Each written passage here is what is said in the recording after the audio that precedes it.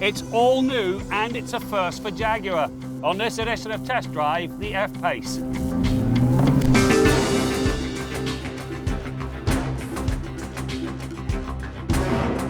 There's an old saying about sticking to one's knitting. While Jaguar is a luxury car purveyor, the F-Pace marks its first foray into the lucrative crossover market, and this in spite of its ties to Land Rover.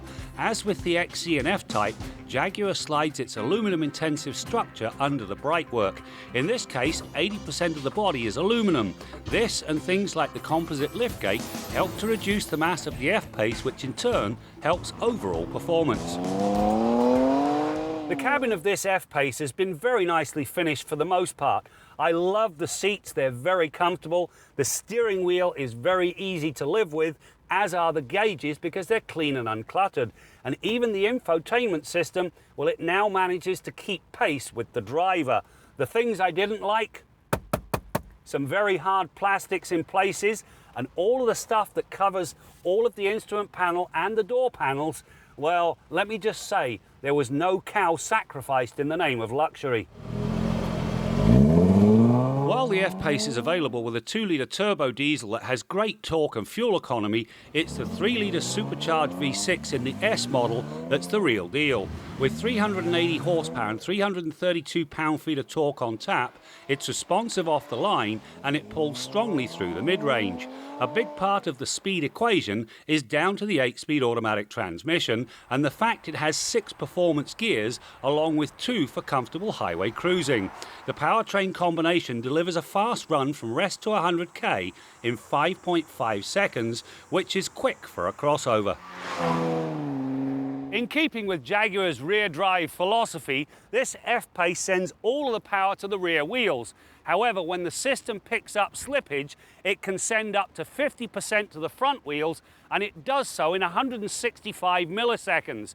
Now that lot is then overlaid with adaptive surface response. It changes a number of parameters to ensure the system is delivering the best traction. It's not aimed for going off-road. That's what the Land Rover side of the business is all about.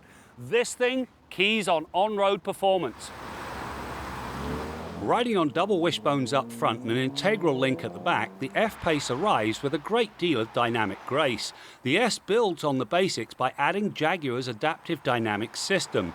It measures the movement of both the body and wheels up to 500 times a second to arrive at the right damping for the conditions. Drop the hammer and it dials out practically all unwanted body roll. Understeer and oversteer do enter the fray when the F-Pace is pushed towards the max, but both are remarkably benign. It feels more car-like than crossover. That said, it is also better in the dirt than I expected. One of the neat features with this F-Pace is something called the activity key. It sits on your wrist, and by touching it up to the J, it locks the vehicle. Now, it also locks the key in there, so if you go for a swim, you don't end up with a soggy key. When you get back, you simply reverse the procedure. Go up, touch the J, and now you've got access to the vehicle and the key. Now, while I've got the tailgate open, 650 litres with the seats upright and 1,740 with them folded down. Now, that's very good given this car's outward dimensions.